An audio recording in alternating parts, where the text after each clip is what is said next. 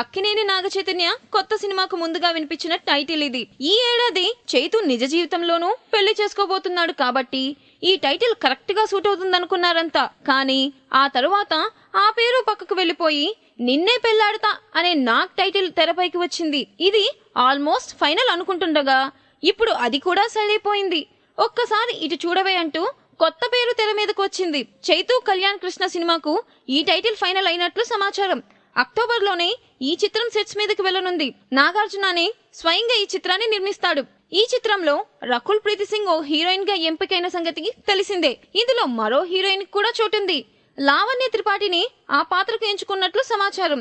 లావణ్య ఇప్పటికే మనం సినిమాలో చైతు ఫ్రెండ్ గా చిన్న అతిథి పాత్రలో నటించింది. తర్వాత నాగార్జునకు జోడిగా సోగ్గాడే చిన్ని నాయనాలోనూ చేసింది.